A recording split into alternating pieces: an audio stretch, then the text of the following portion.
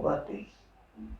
वाणी का मंथन करे या ब्रह्मवाणी चर्चा सुने समझे, तभी इस बात को समझा जा सकता है और रास्ते को प्राप्त किया जा सकता है।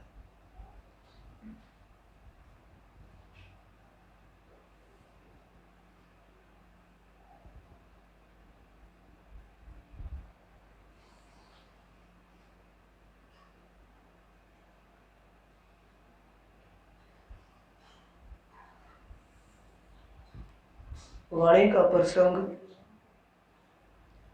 किरंतन ग्रंथ से है।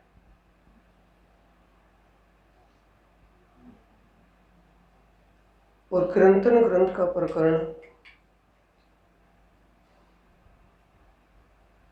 12 और 13 है।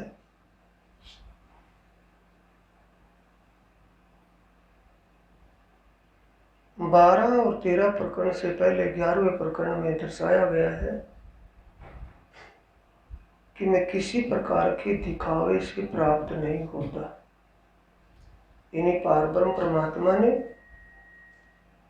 महामती जी के धाम दिल में विराजमान होकर आवेशित स्वरूप में कहा है, रेहू नाही सिद्ध साध संतरी भगत, नाऊ वैष्णव अप्रस अपार अप्रस आचार। मैं कोई संत महात्मा नहीं हूँ, मैं किसी भेषधारियों जैसा भेषधारी नहीं हूँ। कोई मुझे संत महात्मा या कोई आचार्य गिने वो उसकी अनसमझी भी उसकी भूल है। जात कुटुंब कुल नीच ना ऊंच ना हूँ वर्ण 18 वर्ण ऊंच नीच के भेदभाव में मैं नहीं मिलूंगा कि कोई समझेगा पंडित घर में होगा या पंडित घर में सबसे श्रेष्ठता होगी, नहीं। तो उसके लिए आगे का प्रसंग आया है 21वें प्रकरण में, 12वें प्रकरण में चौपाई पहली है। इससे पहले है, तुम साचे सिद्ध साध भगवत, तुमको वैष्णव साथ सकल संसार। तुम साचे सिद्ध साध भगवत, तुमको वैष्णव साथ सकल संसार। भनत महामत तुम अमर ओ याही में, मैं ना कछु या में निर्धार। इस टाइम हिंदी में समझा चर्चा कर रही हूँ इस टाइम में।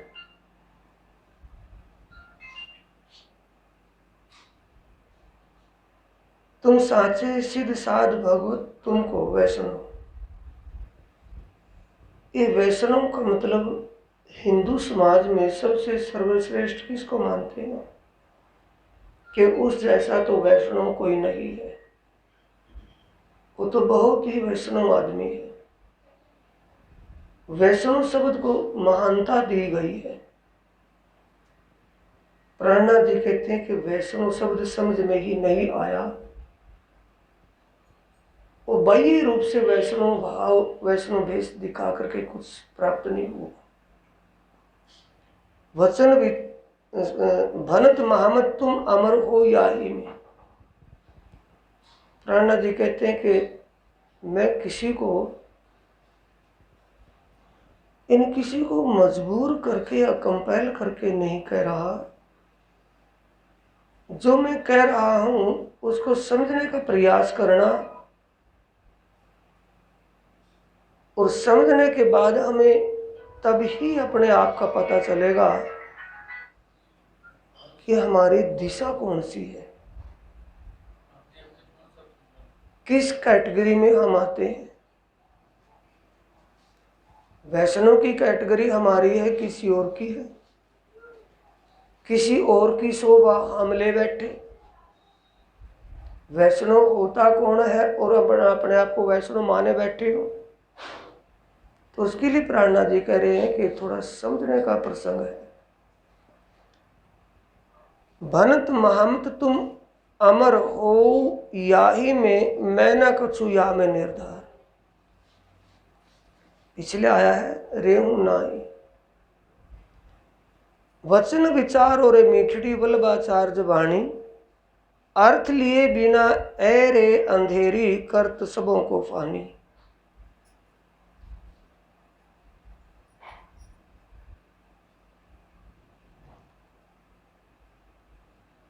वल्लभाचार्य जी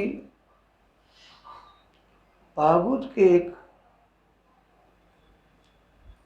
श्रेष्ठ व्याख्याकार हुए हैं, जिन्होंने श्रीमद् भागवत का हिंदी टीका यानी व्याख्या की है। और वल्लभाचार्य वैष्णव संप्रदाय के एक श्रेष्ठ आचार्य हैं, सर्वश्रेष्ठ आचार्य हैं।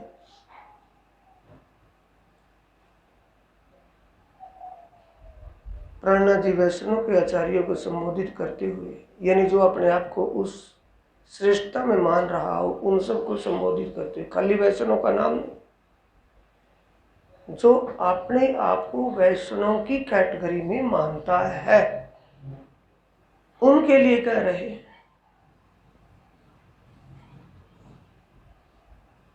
अर्थ लिए बिना एरे अंधेरी, यानी तुम ज्ञान के भाव अर्थ बातुनी भेद मगज मायने ना समझ कर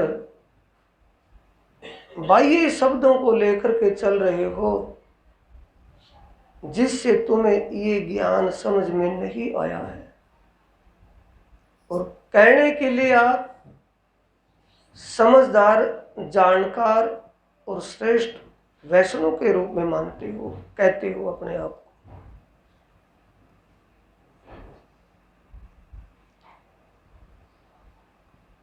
अगली चौपाई में तीसरे चरण में कह रहे हैं, सत वचन बहुत तो ना कहूं, यानी सच्ची बात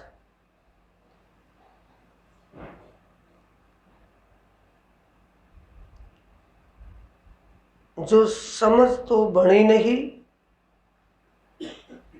और समझदार बनकर के दिखा रहा हो, उसमें वो उत्तमता नहीं है। और उत्तमता सिर्फ प्रदर्शनी, उत्तमता की प्रदर्शनी कर रहा हो, उनके लिए कह रहे हैं। क्या कह रहे हैं कि मैं सच्ची बात कहूँगा तो जरूर, लेकिन ज़्यादा नहीं कहूँगा, क्योंकि मेरी सच्ची बात को सुनकर के दुखी होने वाले ज़्यादा होंगे। सत वचन बहुत तो ना कहूँ, क्यों ना कहूँ, जानो दुख पावे दुष्ट कोई। जो मर्म को तो समझा नहीं और मन के मते अपने आप की प्रतिष्ठा पाने के लिए वो उत्तम बना बैठा हो और उत्तमता के लायक योग्य कोई और हो, दुखी कौन होगा? जो उस विशेषता, उस उत्तमता, उस योग्यता के लायक योग्य है, उसकी तो योग्यता जेन्युइन है। और योग्यता नहीं है और वो योग्यता दिखा रहा हो, और योग्यता क्या होती है वो बात खुलासा करी जा रही हो, तो खुलासा हुई बात को सुनकर के दुखी कौन होगा? अयोग्य जो होगा। जो योग्य होगा तो उसकी क्वालिटी है, उसकी क्वालिटी को ही तो बखान किया जा रहा है, उसकी तो वो क्वालिटी है। जिसकी क्वालिटी नहीं है और वो क्वालिटी बना करके दिखा रहा हो, तो सच्ची बात सुनकर के दुखी कौन होगा साथियों? अयोग्य होगा कि योग्य? अयोग्य। जो क्वालिटी नहीं है और क्वालिटी बना करके दिखा रहा हो, वो दुखी होगा ही होगा। तो उनके लिए कह रहे हैं, सत वचन बहुत तो ना कहूं, सच्ची बात मैं तो का तो आगे ना, सत वचन बहुत ना कहूं, ये तो इसमें कुछ इसका भाव बढ़ गया था। तो ना कहूं, तो का मतलब इसलिए मैं सच्ची बात ज्यादा नहीं कहूँगा, क्योंकि मैं सत्य ही का बखान करता रहूँगा तो दुष्ट लोग दुखी हो जाएंगे, क्योंकि उसके योग्य वो नहीं है और योग्यता वो दिखा रहे। भाई ये प्रदर्शनी योग्यता की दिखा रहे हैं, योग्य उसके वो है नहीं, इसलिए कह रहे मैं ज्यादा नहीं कहूंगा, लेकिन कहूंगा जरूर, लेकिन कहूंगा थोड़े में। थोड़े में जो समझना होगा जिसको वो समझ लेगा, ना समझना होगा ना समझेगा। देखते वैष्णव अति सुंदर, बाहर भीड़ हो और सफेद पोष सामने से आ रहा हो। भीड़ है, भीड़ में एक सफेद वाइटनेस धोती, ये जो भेष है। देखते वैष्णव अति सुंदर, नीके बनावत भेष। क्या भेष? माला, तिलक, धोती पहरे, एक दूजे की देखा देख। यानी बाहर से तो सर्वश्रेष्ठता दिखा रहा है, हम बाहर से अपनी योग्यता प्रदर्शित कर रहे हैं, और योग्य अंदर है नहीं। तो अंदर की योग्यता कौन सी है? बाहर से तुम वैष्णव जिता रहे हैं, सफेद वाइटनेस दिखा रहे हैं, लेकिन अंदर वो सफेदी अभी तक नहीं आई। सफेदी कौन सी? कौन तुम कहां ते आए और कहां तुम्हारा घर, ए कौन भौम और कहां श्री कृष्ण जी, पाओगे कौन तर? कैसे पाओगे उसको? जिस कृष्ण के चक्कर में तुम कृष्ण भगत बन करके घूम रहे हो, जो अखंड मुक्ति दाता है, उसको कैसे पाओगे? उसके बारे में तुम्हें समझ नहीं है, उसका ज्ञान नहीं है। बाहर खाली भेष है, भेष तो शमशान तक जाएगा, उससे आगे पूछेगा ही नहीं कोई कहां से गया है। आगे कौन सा रंग जाएगा? अंदर का अंतस्करण का रंग जाएगा कि बाह्य रंग जाएगा? अंतस्करण का रंग रंगा गया होगा तो वो रंग उसको लेकर के जा सकता है, बाहर का रंग नहीं ले जा सकता। तो प्रेरणा जी कह रहे हैं जब तक हमें ये पता नहीं बाहर का भेष कैसा है, विशेषकर मेरे को टकराते पता नहीं क्या कारण है। इतना बड़ा तिलक लगाना, और जब पास में खड़े होकर देखे तो रात की तोड़ बन उसके मुंह से आ रही होगी। समझ गए? नहीं समझे? बाईपास तो नहीं गई होगी बात। तिलक कितना बड़ा, छाप कितनी बड़ी है, सफेद वस्त्र है, साफा गले में है, माला कंठी गाली हुई है, और तिलक शास्त्री जी कहलवाने के लिए कोई कमी नहीं है। और रात की तोड़ बन की ड्रिंक की स्मेल अंदर से उसके आ रही है। तो प्राणा जी कह रहे हैं धिक्कार है उसके भेष को। उसको यही पता नहीं कि मेरी सुंदरता कौन सी है। आत्मा परमात्मा की हृदयश्वरी है, परमात्मा का हृदय स्वरूप है। आत्मा पाक पवित्र है, क्वालिटी आत्मा की जैनवन है। आत्मा, शरीर जैनवन नहीं है, शरीर की कोई क्वालिटी नहीं है। क्वालिटी किसकी होती है? सत्य की। सत्य जिस हृदय के अंदर विराजमान हो जाए, उसकी क्वालिटी का कोई फिक्र नहीं कर सकता, क्वालिटी से नीचे नहीं ला सकता। क्वालिटी ढूंढने से ही दिखाई देगी, क्वालिटी दिखाई भी नहीं देगी, क्योंकि सत्य की सत चाहो सो शब्दा चीनो, आपने देवी दिखाए जिन पाया तीन माहे समाया, राखत जोर छिपाई। उसको दिखावा की आवश्यकता ही नहीं होती है, क्वालिटी है वो तो, उसको क्या दिखावा करना? पैकिंग करने से क्या होगा? जेन्युइन चीज है तो उसको पैकिंग की आवश्यकता नहीं है, और लाइन में लगे होकर के मिलेगी बिना पैकिंग के ही। और पैकिंग किसकी की जाएगी? जो डुप्लीकेट है, उसकी पैकिंग जेन्युइन के समान होगी। शो आवाज लगाकर गारंटी करके देंगे, गारंटी है, लेकिन जो उसकी क्वालिटी होगी उसकी गारंटी नहीं होगी। भी क्वालिटी की गारंटी है, चलने की कोई गारंटी नहीं है। ये प्राणा जी कह रहे हैं कि तुम वैष्णव बनकर के घूम रहे हो, यानी अपने आप को सर्वश्रेष्ठ समाज में कहलाने के प्रयास में लगे हुए हो, ये प्रयास ही तुम्हारा गलत है, ठीक नहीं है। श्रेष्ठता किसको देखनी है? अंतर्यामी को या इंसान को? विशेषता किसको देखनी है? अंतर्यामी को देखनी, इंसान को तो नहीं देखनी। तो इंसान को क्या दिखाए? हमारे गले में माला है या नहीं है, तिलक है या नहीं है, हमारे भेष वाइट है या भगवा है, काला है, कैसा है, उससे क्या लेना देना? जटाए लटाए खड़ाऊं आदि पावड़ियां आदि, उनसे क्या लेना देना है? कानों में कुंडल है न, क्या लेना देना उनसे? सत्य को तो पता नहीं है, मैं हूं कौन? इसमें से बोलता निकल करके गया हुआ कौन है? उसमें जो बोलता आया है, गर्भवास में जो आकर के बैठा, उसमें वो कौन है? निकल कर गया तो वो कौन है? उसका तो पता ही नहीं। आया कहां से और जाएगा कहां? जाना उसको कहां है और जाएगा कहां, ये कुछ पता नहीं। तो प्राणा जी कहते हैं बाहर का भेष किसी काम का नहीं है। उत्तम भेग धरो वैष्णव के, वो वैष्णव आप कहाओ जो वैष्णव बस करे नौ अंग, इंद्रियां तुम्हारी अंतस्करण और इंद्रियां तुम्हारे वश में नहीं है। और ऊपर से वैष्णव वश नौ बस नहीं हुए, और ऊपर से कहते हैं वैष्णव, जो वैष्णव बस करे नव अंग, सो वैष्णव क्यों ना जगाओ। अपने अंतस्करण को जागृत करो, अपने अंतस्करण को सफेद करो, बाहर से सफेद नहीं। ये वाणी तो अप्रस करे आत्म, कौन सी वाणी है? भागवत।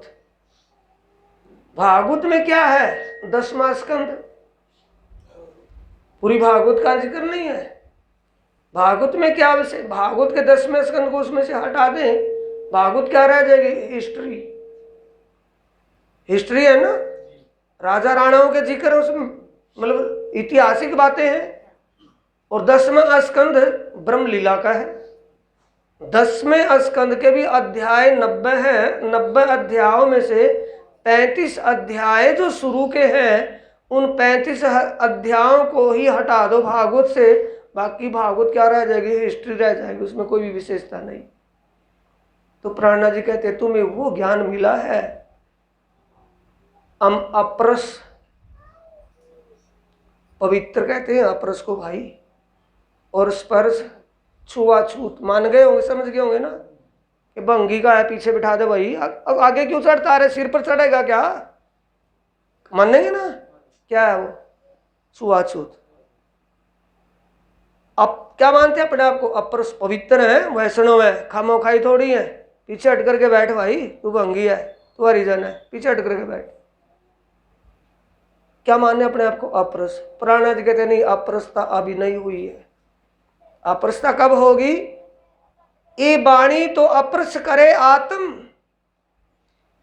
ये 10वें स्कंद में जो ब्रह्म वाणी, ब्रह्म ज्ञान, ब्रह्म की लीला है, 10वें स्कंद में ब्रह्म लीला का जो जिक्र है, ब्रह्म लीला का ब्रह्म ज्ञान है, ये तो आत्मा को भी एक उज्जवल करता है, आत्मा की क्वालिटी को जाहिर करता है, आत्मा को पवित्र करता है। नहीं कहा जा सकता कि आत्मा तो स्वयं ही पवित्र है, आत्मा की क्वालिटी बनाता है। कहा नहीं जा सकता क्यों? आत्मा की तो क्वालिटी है, उसकी क्या क्वालिटी बनाएगा? कहा जा सकता है कि आत्मा की क्वालिटी को जाहिर करता है, आत्मा की विशेषता, आत्मा की विशेषता को जाहिर करता है, आत्मीय स्वरूप को जाहिर करता है। क्या करता है? ये ब्रह्म ज्ञान कैसे करता है? आत्मा की क्वालिटी कहाँ है? भागवत में 10वें स्कंद में लीला किसकी है? ब्रह्म की लीला है। और आत्मा क्वालिटी जाहिर कैसे करता है? कि जिस भव सागर से आज दिन तक कोई देवता, कोई ऋषि, तीर्थंकर, अवतार, भगवान, ईश्वर भी पार नहीं हो सका, उस भव सागर को सहज भव से पार कर दिया। किन्होंने? गोपियाओं के तनों में जो आत्म शक्ति विराजमान थी, उन्होंने।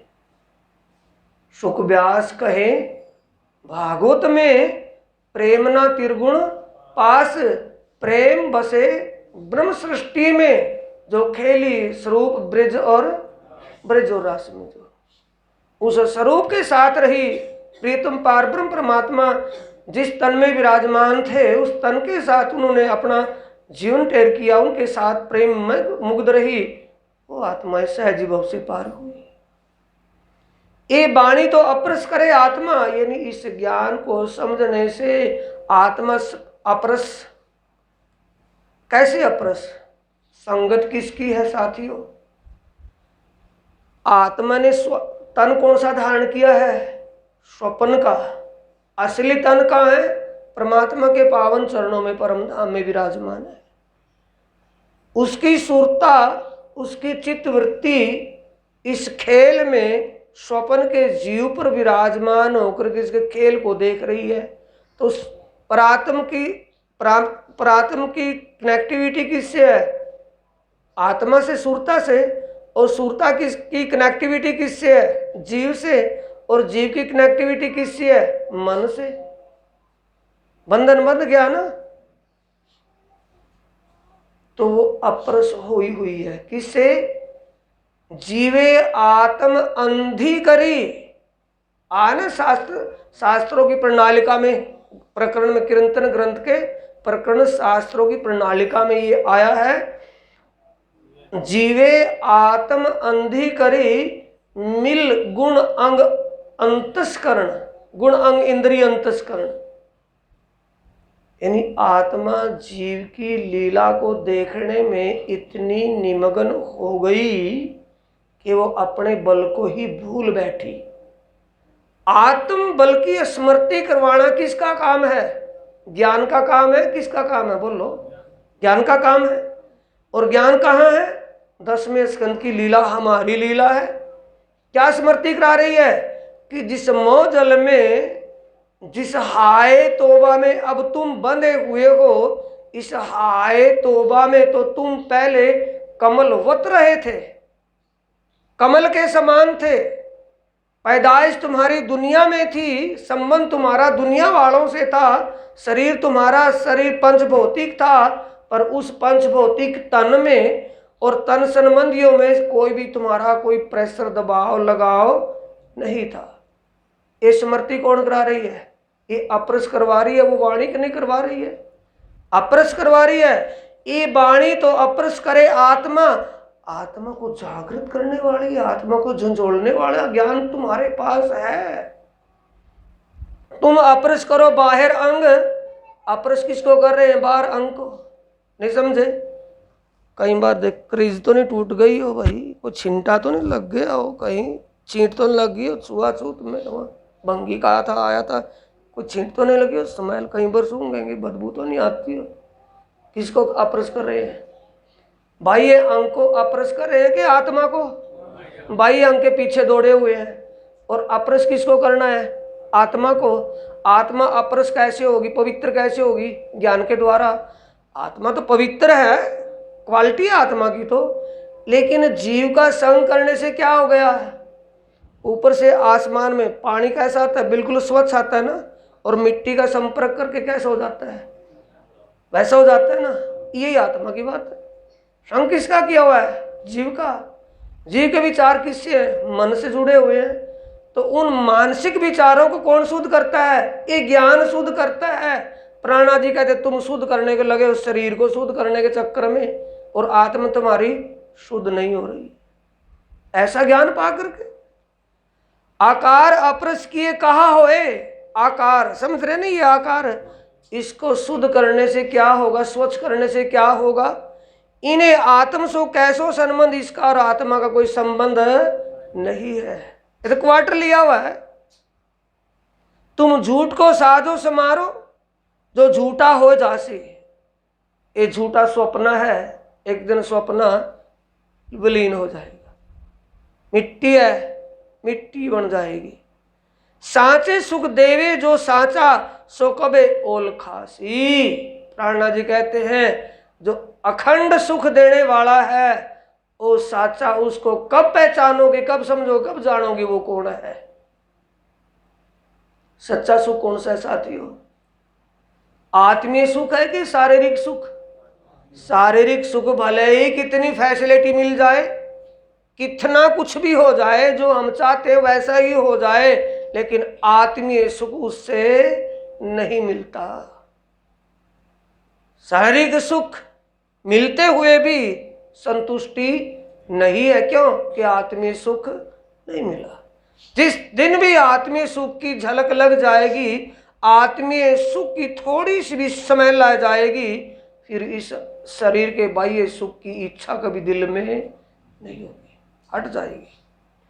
सांचे सुख देवे जो सांचा, सो कबे ओल खासी। कब पहचानोगे? कब देख? ओलखने का मतलब है देखना, सुनना, समझना, जानना, पहचानना। कब पहचानेंगे? कब समझेंगे कौन देगा सच्चा सुख? माहे अंधेर और वैष्णो कहाओ। समझ रहे हैं?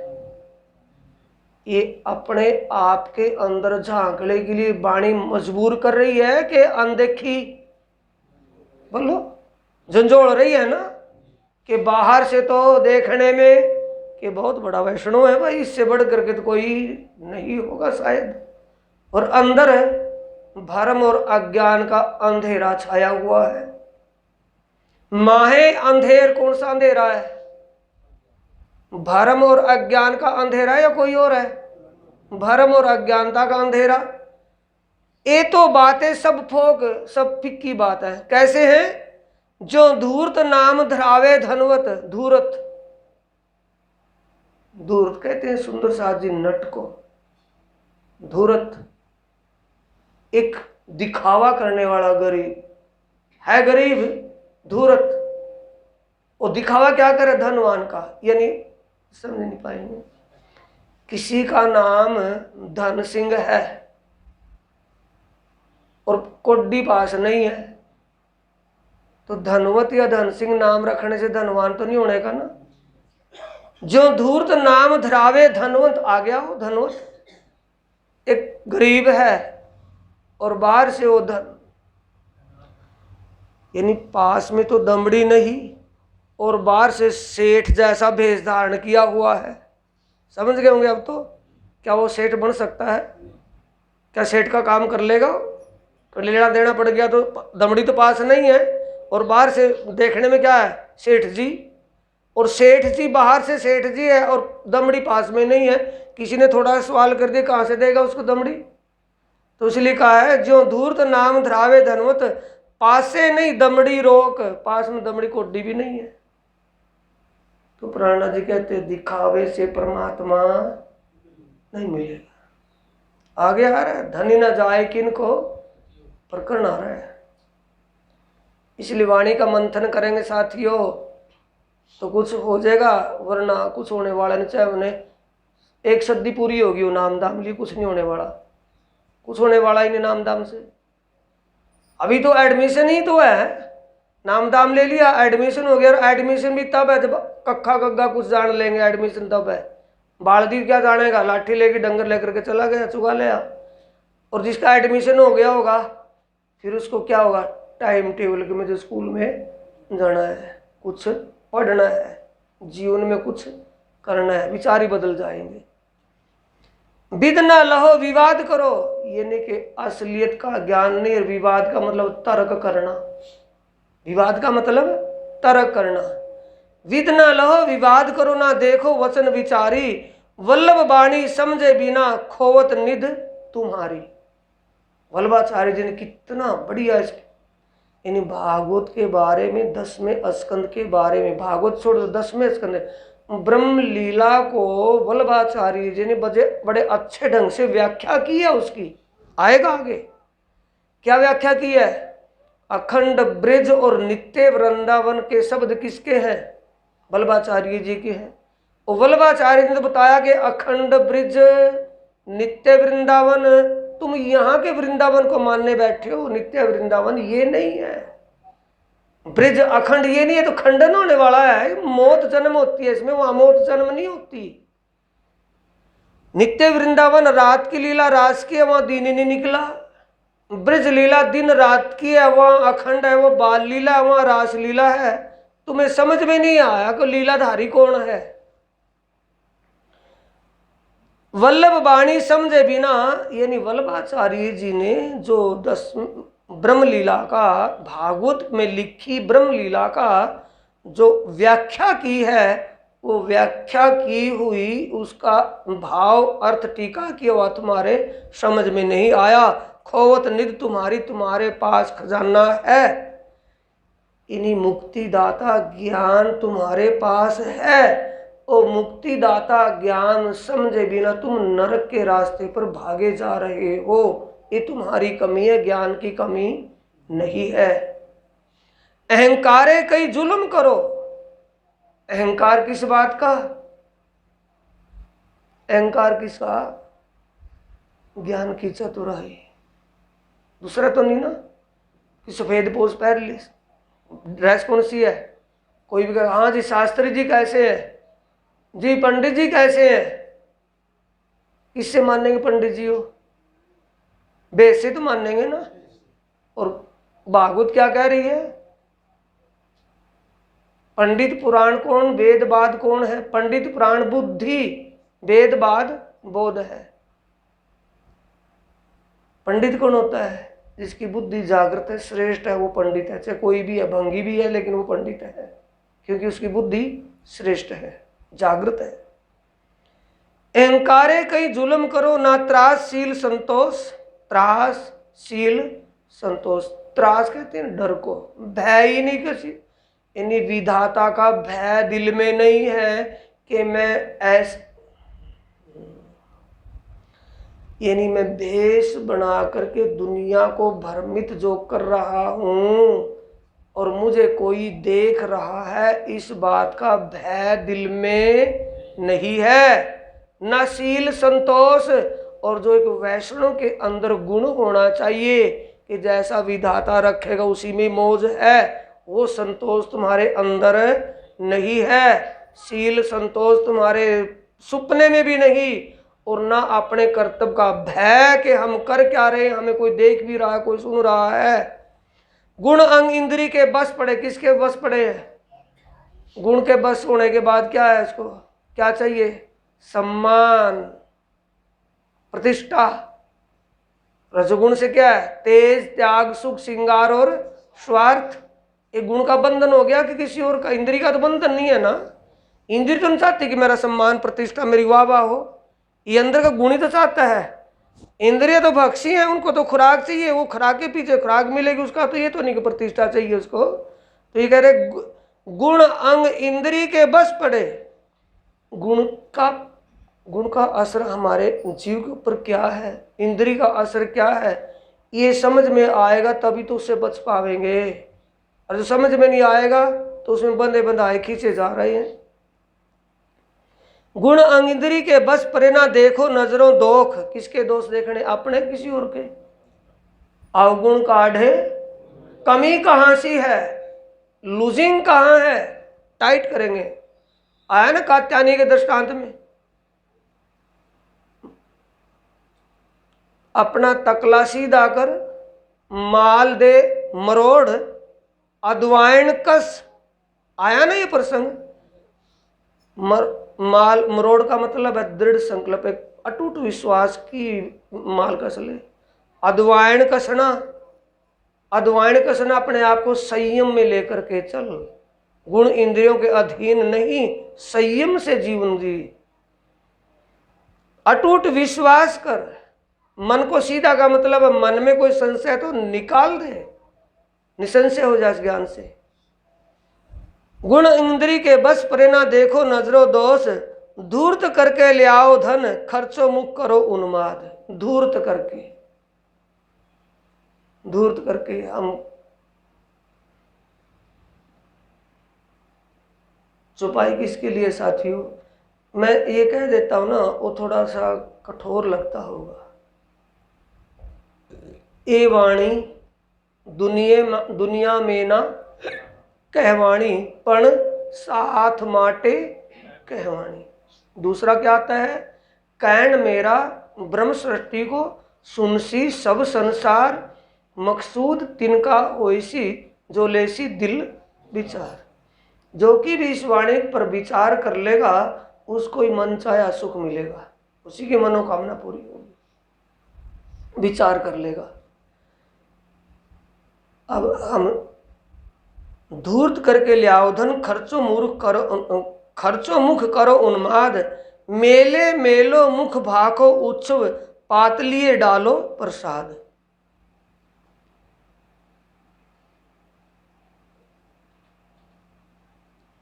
ऐश्वर्य में जीवन जीना आत्माओं के लिए नहीं है। समझ रहे हैं? सबसे ऊंचा दर्जा किसका? आत्मा का है या शरीर का? आत्मा का है। वो वैष्णव का अधिकार किसको है? आत्मा को है या जीव को है? आत्मा को है। आत्मा का जीवन कैसा है? जीव का जीवन कैसा है? ये वाणी कह रही है, पट्ट पहरे खाए चिकना, हेम जवेर सिंगार, हक लज्जत आई मोमिनो, तिन दुनी करी मुर्दार। एक ऐश्वर्य में जीवन जीना जीव का काम है और साधना में जीवन जीना आत्मा का काम है। क्योंकि अपनी बाईपास जा रही होंगी बातें।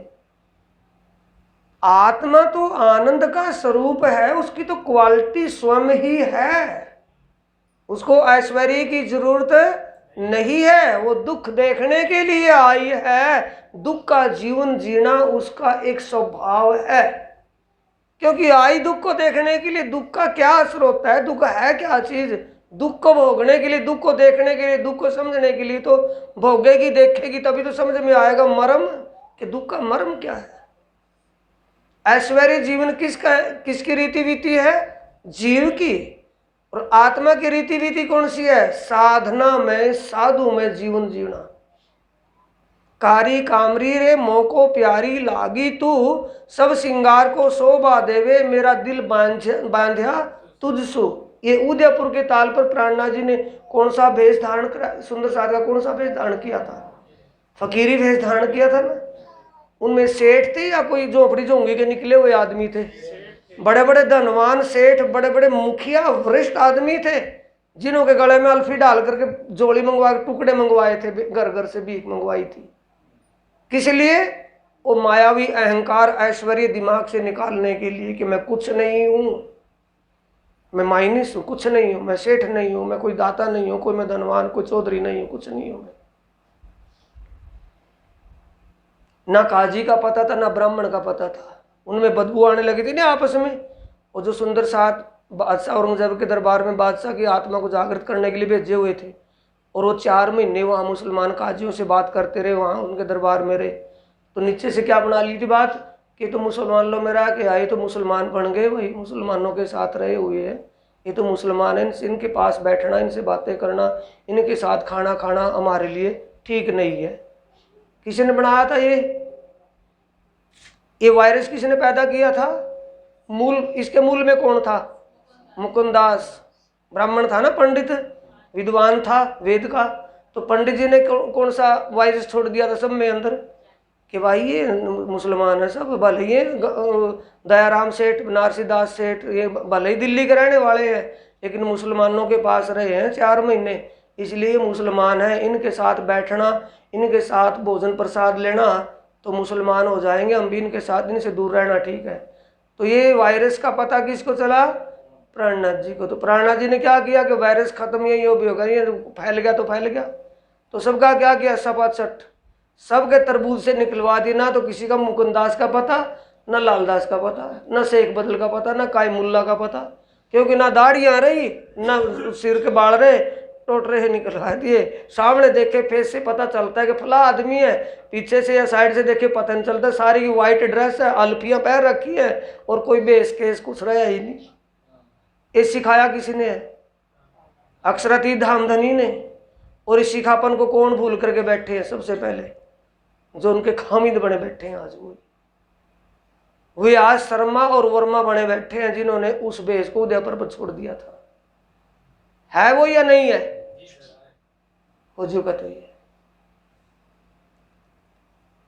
तो प्राणनाथ जी कहते हैं बाहर से तुम एक विशेष वरिष्ठता का भेष धारण करके दुनिया से धन ला करके फिर भंडारा करते हो, और भंडारे पर जो प्रसाद, भंडारे का जो प्रसाद होता है वो फ्री का माल समझ करके खाते और कुछ फेंक देते हो।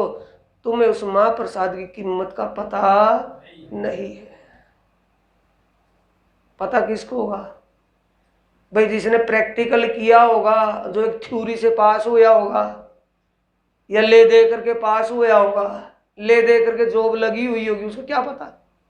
होता है ऐसा। निसंग तहसील में एक तहसीलदार आया था, गोंदर का तहसीलदार था, एक रिटायर बालक राम हरिजनों में। वो रिटायर उस बालक राम को बुला करके अपना काम करता था तहसील में। वो ले दे करके लड़का, नया लड़का आया होगा ना वहां, तो इसलिए कारण उसका प्रैक्टिकल नहीं होता। जो फ्री का आएगा उसको क्या समझेगा? और भोग किसका लगाया? भंडारा किया, और भंडारा करने के बाद, भंडारा किसका होता था? वल्लभाचार्य जी एकादशी का भंडारा, द्वादशी का भंडारा करते थे, एकादशी को सब व्रत रखते थे। तो द्वादशी का भंडारा किसका था? द्वादशी के दिन भंडारा करते थे ना वो, और एकादशी को व्रत रखते थे। द्वादशी का भंडारा करते थे, कृष्ण की भक्ति करते थे। तो प्राणा जी कह रहे हैं उनको, तुम्हें ना तो उस कृष्ण का पता, ना तुम्हें भोग का पता, ना तुम्हें भोग की वैल्यू का पता। मेले मेलो मुख भाको उत्सव, पातलिए डालो प्रसाद, एक सीत झूठ को ब्रह्मा जैसा। एक कण के लिए ब्रह्मा जी, उस महाप्रसाद के एक कण के लिए ब्रह्मा जी तड़पते रहे, लेकिन उसको एक कण ही नहीं मिला। जब अक्षरातीत पारब्रह्म परमात्मा, वो विट्टो पावर दुनिया में द्वापर युग में कन्हैया के तन में लीला कर रहे थे, बाल लीला, तो उस समय बाल स्वरूप के लिए भगवान शंकर ने ब्रह्मा जी को कहा ब्रह्मपुरी में कि ब्रह्मा जी, सृष्टि के अंदर पार ब्रह्म साक्षात विराजमान हो गए, दर्शन करके आओ। कि ऐसा तो हो ही नहीं सकता कि मैं कुल अकल का मालिक हूँ, सृष्टि रचता हूँ, मुझे पता होना चाहिए था। आपको कैसे पता लगा हो मेरे बिना पते हो यहाँ आ गए होंगे? कि वो आपकी मर्जी है, आप दर्शन करना चाहते तो आए हुए हैं, कोई बात नहीं, देख करके आऊँगा। अब देखने के लिए आया कि दर्शनों के लिए? देखने के लिए आया है। मैं जाऊँगा देखने के लिए। देखने के लिए आया तो दिखावे के लिए। अब एग्जाम किसको देना है? कन्हैया को। एग्जामिनर बन करके कौन आया है? ब्रह्मा। अब एग्जाम देने के लिए अगला तैयार है कि आजा भाई, मैं तो तैयार बैठा। अब कितने ग्वाले थे, ग्वालों में सब सा देखने में भी जो अच्छा नहीं लगे था, बस बात समझ लेना इतने से। जो ग्वाला एक वैसा ही सड़भंगा सा था बेचारा, उस ग्वाले को पास में तुरंत बुला लिया उसके आने से पहले ब्रह्मा के, और तुरंत बुला लिया, और उसके करमंडल में से मक्खन था नहीं, घर में से ले लेकर के आए थे अपने अपने डिब्बे में, उसका डिब्बन टीपन खोला और उसमें से मक्खन ठाया और उस ग्वाले को खुआने लगे। और खुआया, और टाइट टाइट मक्खन तो उसको ग्वाले के मुख में डाल दिया, और जो लिक्विड था उसकी उंगलियों पर आया कन्हैया की, उसको आप चाटता था। एग्जाम दे रहा है ना, नंबर कितने मिलेंगे भी? अगला एग्जाम लेने के लिए, आपने परीक्षा लेने के लिए, अब परीक्षा तो उसको देनी है कि देख ले बच्चों में तो ये खा रहा हूँ। बोले कौन कह सकता है कि परमात्मा है? परमात्मा को और ग्वाल पाड़ों के झूठन खाना, ये कैसे हो सकता है? अक्षरातीत कैसे हो सकता है? पार ब्रह्म मतलब ही नहीं हो सकता। ये भगवान शंकर वैसे भी बोले हैं और भोली भाली बातें करते हैं, उसको भोलेपन में समझ में नहीं आए, नहीं है परमात्मा। जब फिर भी कि मैं आया हूं कुल अकल का मालिक को, कम से कम इसकी परीक्षा पूर्ण रूप से ले तो लूं। क्या परीक्षा पूर्ण रूप से ले लूं, ये प्रेरणा कौन दे रहा है? ये ब्रह्मा को पता नहीं है। ओ कन्हैया के तन में बिट्टो पावर बैठी है, वही उसके भाव बना रही है ब्रह्मा के कि मैं आया तो हूं, कम से कम परीक्षा तो ले ही लूं। तो परीक्षा कैसे ली? जितने गायें बछड़ू थे ना उनके बच्चों के सब एक गुफा में बंद कर दिए, एक बड़ा पत्थर लगा दिया कि सारे ब्रिजवासी भी इकट्ठे होंगे, इनसे पत्थर ही नहीं हटने का। ये एक करके कोत्तुकर चला गया। और नारद मुनि का काम क्या था? लावा से लगाई, समझ गए होंगे। कहते हैं बोले नारद का रूप है वो, तो यार उसकी क्या बात छेड़ो। और एक ही पर है, कौन काम करता था? नारद मुनि। नारद मुनि ने जाकर के ब्रह्मपुरी में कहा, ब्रह्मा जी वो कौतुक करके आए थे, कम से कम देख तो लो। पीछे मुड़ करके क्या कि वहां जो गाय बछड़ू गुफा में बंद कर रखे हैं वो मरे बचे क्या है कि चलता हूं देखता हूं। अब आए, गुफा तक तो गए भी नहीं, वो जितनी गायें बछड़ू बंद किए थे वो ज्यों के त्यों ही बाहर गायें चुग रही हैं जंगल में। अब देखा यार मैंने तो बंद कर दी थी, ये कहाँ से आ गई? अब वे ज्यों को तो बाहर, और जब गुफा का पत्थर हटाया, उसकी शिला हटाई, तो उसमें देखा तो वो बैठे जुगाड़ रहे हैं बड़े शौक से, कोई फर्क नहीं उनके ऊपर। तब उसको अपनी कमी का पता लगा कि मैंने तो सर्वेश्वर। अब क्या दिखने लगा वो एक ग्वाले से क्या दिखने लगा? सर्वेश्वर परमेश्वर। मैंने तो सर्वेश्वर परमेश्वर की परीक्षा कर ली, ये तो बड़ा पाप हो गया। अब जा करके भगवान विष्णु के चरणों में, भगवान शंकर के चरणों में लौटता है, बख्शो, बताओ, सुझाव दो कुछ कि बात तो बता कि मैं दर्शनों के लिए गया था और परीक्षा ले ली, उनकी परख कर ली कि क्या तुझे दिक्कत किस बात से हुई, तू मूल बात बता कि तुझे क्या फर्क लगा। कि मैं गया था दर्शनों के लिए, जब दर्शन करने के लिए गया वो एक ग्वाले को मक्खन खुआ रहे थे और उसका जो लिक्विड पदार्थ नीचे जो आता था उसको आप खा रहे थे। कि वो जो झुट्टन है ना, उस झुट्टन का कण ही वो तुझे मिल जाए, वो झुट्टन तुझे मिल जाए तो तेरा मनसा का पाप धो सकता है, वरना ये बढ़ता ही रहेगा। अब उसको कण भर झुट्टन को पाने के लिए कहाँ आए कि बाल गोपाल वहां जंगल वृंदावन में खेल रहे होंगे, बेड्डे के ऊपर कौआ बन करके बैठे रहे। अब उसको फिर भी ये पता नहीं, बुद्धि कौन सी स्वप्न में, ये पता नहीं मैं चतुराई जो दिखा रहा हूं, कौआ बन करके बैठा हूं, जब मेरा उसको ये पता था कि ये मेरी परीक्षा करने के लिए आया है और मुझे देख करके वो ऐसा कौतुक कर रहा था। जब मेरी परीक्षा गया था लेने के लिए, अपनी परीक्षा दे करके बैठ गया। अब भी मैं कौआ बन करके जब एक शीत एक कण भर ले लूंगा तो देवेगा क्यों अगला? कौआ बन करके आकर के बैठ गया। कन्हैया ने कहा सभी से कि भाई आज के दिन का पता है तुम्हें कौन सा दिन है? कि जी पता नहीं। कि आज अन्नकूट का दिन है। अगर अन्न का एक कण नीचे गिर गया तो अन्नकूट देवता नाराज हो जाएगा, कभी भी अन्न नहीं मिलने का, फिर हमें अन्न नहीं प्राप्त होने का। कि कोई बात नहीं कन्हैया, चिंता क्यों करता है, एक भी दाना नीचे नहीं गिरने देने के, और बता जितना लेना उतना ही खाना, जितना लेना उतना ही खाना। अब कौआ निराश हो गया कि अब तो काम नहीं चले, अब क्या करूं? कि अब ये कुल्ला करने के लिए जमुना में जाएंगे, कुल्ला तो करेंगे, बिना कुल्ला थोड़ी रहेंगे। और मछली बन करके जमुना जी में पड़ गया। अब बच्चों को फिर सतर्क कर दिया कि कौन सा दिन है पता है? कि अन्नकूट का ध्यान रखना। मिट्टी भी वही है और जल भी वही है। जो खाया है ना वो हाथ झूठा है, वो अपने तन पर लगा लेना कि तन भी मिट्टी है और मिट्टी भी मिट्टी है और पानी भी है, दोनों पवित्र है। इसलिए आज कुल्ला करने की जरूरत नहीं है। किसी को भी जमुना में जाने ही नहीं दिया। तो उसके लिया है कोटि यतन ब्रह्मा कर थाके सो झूठन नहीं पाए। तो वो कहा तो उमा प्रसाद और कहा पतलों पर ढेर का ढेर झूठन में। ये विशेष करके मिलता है सुंदर साथ जी, और बोला भी जाता है आश्रम मंदिर में बोलता है भाई जहाँ थोड़ा बहुत सही है वहाँ तो बोलता है। वह तो समझदारी वैसे भी अपने आप भी करते हैं कि जो जब मंदिर में जाएंगे तो क्या कहेंगे, घर में क्या कहेंगे, भी किस कोई भी मेहमान आए किसी को कहेंगे खाना खा लो जी, खाना तैयार है, क्या मंदिर में ये भाषा होती है? बदल जाती है ना कि जी प्रसाद तैयार है, प्रसाद जिम लो, बदल जाती है ना भाषा। तो प्रसाद कब तक है? जब तक उसका भोग नहीं लगा। और प्रसाद बन गया और प्रसाद का भोग लग गया तो क्या हो गया? महाप्रसाद। और महाप्रसाद की कीमत को कौन जान रहे हैं? प्राणनाथ जी। वैष्णव उसको फेंक रहे हैं पतलों में कि तुम्हें उस प्रसाद की भी कीमत का पता नहीं।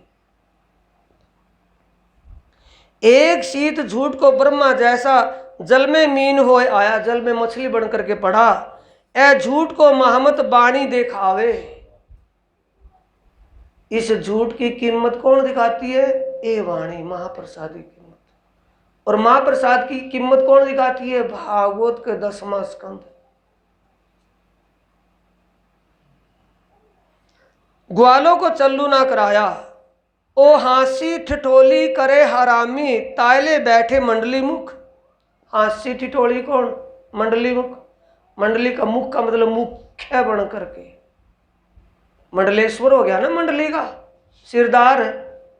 हांसी ठिठोली का मतलब है हांसी ठिठोली की बातें, चर्चा, ज्ञान, आत्मिक ज्ञान नहीं है, आत्मरंजन नहीं है, मनोरंजन करते हुए हांसी ठिठोलियों की बात करके कि भाई आज जो हमारे महाराज श्री कहेंगे, आचार्य जी कहेंगे वही करना है।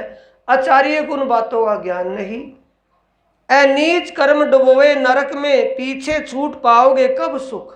प्राणनाथ जी कह रहे ये तुम्हारे नीच कर्म, यानी तुम्हें असलियत का बोध ना होने से तुम बाहर की बनावट लेकर के अपने आप को वैष्णव कहलाने का जो प्रयास कर रहे हो, इस प्रयास से तुम नरक में चले जाओगे, मुक्ति ना पा करके दुख पाओगे। ए बाणी उत्तम चढ़ावे ऊंचे, उल्टे अधम स्वादे।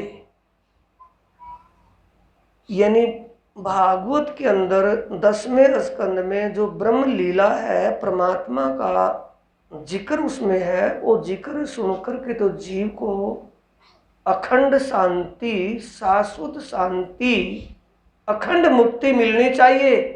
और तुम जा रहे हो नरक की तरफ, नरक के रास्ते पर। कठिन पंथ चढ़ाए नहीं ऊंचे, पीछे नीचे दौड़े नीच वादे।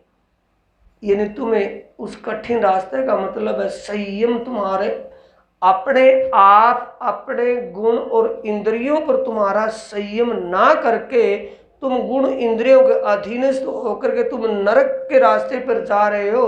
तुम सोचते हो कि हम अखंड मुक्ति पावेंगे, ये तुम अपने जीव के लिए धोखा कर रहे हो, किसी और के लिए नहीं। कुकर्म करो कुटिल गत चालो। कुकर्म यानी शुभ कर्म तो तुम जानते नहीं, कुकर्म कर रहे हो, कुटिल गत चालो, आगे पीछे चीटी हार। देखम देखी कि फलाना ओ जाए, वो शास्त्री बनकर के वो प्रचार कर ही नहीं रहा है, वो चर्चा कर ही नहीं रहा है, वो गुरुजी है ही नहीं है, वो गुरुजी बन ही नहीं गया। ये तुम चींटी हार का मतलब एक नरक में जा रहा। तो बुद्धि क्यों दिया परमात्मा ने? विवेक क्यों दिया है? समझने के लिए, अनुभव के लिए विवेक दिया है, बुद्धि डिसाइड करने के लिए दी है। उसका प्रयोग कब करेंगे? कुकर्म करो कुटीगत चालो, आगे पीछे चीटी हार, वल्लभ कुंवर कितनों को बरजे, कई उल्टे सेवक संसार। प्राणनाथ जी कह रहे वल्लभाचार्य किस किस को बरजेंगे? वल्लभाचार्य कुंवर आया है। वल्लभाचार्य का कुंवर मतलब वल्लभाचार्य के जो आचार्य हैं, वल्लभाचार्य का जो लड़का हुआ। वल्लभाचार्य मत में क्या है कि गुरु का लड़का ही गुरु, वही तो था ना। वल्लभाचार्य मत के अनुसार ही तो बिहारी जो गादी आसीन किया गया था, वल्लभाचार्य का बोलबाला था उस वक्त में। तो वल्लभाचार्य कुंवर का मतलब वल्लभाचार्य का लड़का जो वल्लभाचार्य के बाद उस गादी आसीन हुआ, वो किस किस को बताएगा, किस किस को रोकेगा? सभी अपने मन के मत चलना। दोष नहीं इन वाणी करो, ये तो दुष्ट दासी की कमाई। ज्ञान का दोष नहीं है, ये सारी करतूत किसकी है? कलयुग माया की। अधम शिष्य गुरु को बुरा कहावे। अधम समझते होंगे किसके कहते होंगे? अधम शिष्य गुरु को बुरा कहावे, अधम नीच, नीच कर्म करने वाला शिष्य कोई भी होगा। किसी पिता का पुत्र अगर बुरे कर्म करेगा, उल्टे कर्म करेगा, तो बदनामी किसके नाम की होगी? बाप के नाम की होगी। ऐसे ही शिष्य की बात है, चेले की बात है। अगर शिष्य, चेला, सेवक अपने स्वामी गुरु के ज्ञान को ना समझ करके, अधम शिष्य गुरु को बुरा कहावे, ज्ञान तो समझ में नहीं आया और वो कुकर्म करेगा, वो उलाना किसके सिर लगेगा? गुरु के। पर सोने न लगत स्याही, पर आ गया ना, पर सोने न लगत स्याही। पर सतगुरु तो सतगुरु का स्वरूप है। गुरु कंचन गुरु पारस गुरु चंदन प्रमाण, तुम सतगुरु दीपक भयो क्यों जो आसमान। या गुरु की बात चली हुई है। गुरु को बुरा कहावे पर सोने न लगत स्याही, पर उनको कोई, वो कलंकित नहीं होते। कलंकित कौन होगा? प्राणनाथ जी ने इसलिए या इन चौपाइयों में स्पष्ट करते हुए कहा है, या भली या बुरी जिनु जैसी फैल जो करी, तब आंगू आई सबों की करनी, जिन जैसी करी सबों की। कहा ना, एक दो की तो नहीं कहा ना, तब आई सबों की। या भली या बुरी जिन्हु जैसी फैल जो करी, तब आंगू आई सबों की करनी, जिन जैसी करी आप अपनी, तब कोई आ गया ना, ना गुरु ना महाराज कोई, तब कोई नहीं किसी के संग दुख सुख लेवे अपने ही। क्यों? सतगुरु ने तूने कहा तू ऐसा करिए, गुरु ने तूने कहा तू ऐसा करिए। अपने मन के मते जो हम कर रहे हैं उसका फल हमें भोगना पड़ेगा, गुरु जी को भोगना पड़ेगा। तो ये कह रहे हैं, या भली या बुरी ए बाणी तुम नाही पहचानी, या मैं विद विद के प्रकाश, इन प्रकाश में खेले श्री कृष्ण जी, रमे अखंड लीला रास। कौन? इस इन प्रकाश में, इस वाणी यानी भागवत के अंदर 10वां स्कंद है। 10वें स्कंद में लीला किसकी है? 35 अध्यायों में ब्रह्म की लीला है। 3 ब्रह्मांड हुए हैं जो अब ऐसे हुए ना उसी कब, इन तीनों में ब्रह्म लीला भाई, ब्रिज रास और जागनी कही। ब्रिज और रास लीला ब्रह्म की लीला है। इस ब्रह्म लीला में साक्षात परब्रह्म विराजमान है। तुमने परब्रह्म के स्वरूप और लीला को नहीं पहचाना, जिससे तुम कुटिल चाल चल रहे हो। तुम पंधारी आत्मनिवेदी बानी न देखो विचारी, अंजू न मानो तो इत आओ मैं दिखाऊं लीला तुम्हारी। अगर ना समझ में आया तो मैं तुम्हारी तब तुम्हारी लीला को दिखा करके, तुम्हारे यानी कि ड्रेसिंग टेबल को दिखा करके तुम्हें अपना श्रृंगार दिखा दूं कि तुम्हारा कर्तव्य क्या होना चाहिए और कर तुम क्या रहे हो। वैष्णव है सो वचन मानसी, प्राणनाथ जी कह रहे हैं जो जाननहार होगा। वैष्णव किसको मानेंगे? श्रेष्ठ को मानेंगे या डाउन को? श्रेष्ठ को। वैष्णव है सो वचन मानसी, भाई कोई बचना चाहे तो बच जाइयो, यानी कोई समझने वाला तो समझ लीजियो। वैष्णव होए सो वचन मानसी, और जो वल्लभ बानी से टलिया। प्राणनाथ जी कह रहे जो वैष्णव सच्चा वैष्णव होगा वो इन बातों पर गौर जरूर करेगा, और जिसने इन बातों को अनसुना कर दिया तो प्राणनाथ जी कहते महामत के सो काहे को जन्मया, गर्भ माहे क्यों ना गलिया। और गर्भ में ही क्यों नहीं खत्म हो गया, उसको जन्म ही नहीं लेना था। और प्राणनाथ जी क्या कह रहे हैं? दुख ना देऊं फूल पाखड़ी देखूं शीतल नैन, सुख देऊं सुख लेऊं सुख में जगाऊं साथ। कहाँ बात सुख की, कहाँ कितना कठिन कहना पड़ेगा। गर्भ में क्यों नहीं मर गया, क्यों नहीं जन्म लिया, इतना कठिन कब कहना पड़ा? उनके लिए है, अब के लिए नहीं। अब तो कुछ भी कहे कोई, लेकिन उन महामती के लिए है जिसके अंदर साक्षात पारब्रह्म विराजमान है। और ये आवाज उनकी कि क्यों नहीं गड़ गया? ये कहना कब पड़ा होगा? जब पानी सिर के ऊपर को निकल चुका होगा। समझाते समझाते समझाते भी समझ में नहीं आ रहा होगा, तब ये कहना पड़ा, कहन तो मेरा ब्रह्म सृष्टि को सुन सी सब। ये दृष्टांत किसका दिया है? वैष्णव का, वैष्णवाचार्यों का।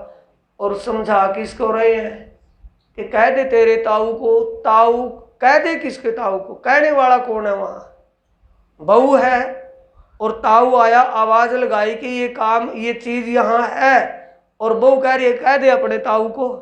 जब बच्चा न, वो चूही का बच्चा भी वहां नहीं है, तो ताऊ कौन कहेगा कह दे अपने ताऊ को? आप ही कह रही है कि कुआ रही है? वो आपे कह रही है। ये इस वाणी का, ये वाणी का इन्हीं कोड वर्ड है वाणी के, ये दृष्टांत है वाणी के। कहना किसको है? अपने साथियों को, कि समझ सको तो समझ लो। ये समझ का रास्ता है, बेसमझी का नहीं। केड़ा बेड़ी ऊंट कतार चींटी हार, आया है ना? कुक्रम करो कुटिमगत चालो, आगे पीछे चींटी हार। देखा देखी कर करके जो चल रहे हो, ये देखा देखी का रास्ता नहीं है, बड़े समझ बूझ का रास्ता है। और कहने सुनने का रास्ता नहीं, खुद करने का रास्ता है। करनी रहने का रास्ता है, कथनी का ही नहीं। बोलो श्री प्राणनाथ प्यारे की जय। श्री सद्गुरु महाराज की। चौपाई दोहराएंगे भाई। वैष्णो वैसो वचन मानसी, और जो वल्लभ बानी से टलिया, श्री महमत कहे सो काहे को जन्मया, गर्भ माहे क्यों ना गलिया, गर्भ माहे क्यों न गलिया, गर्भ माहे क्यों न गलिया। बोलो श्री प्राणनाथ प्यारे की, श्री सद्गुरु महाराज की। प्रणाम।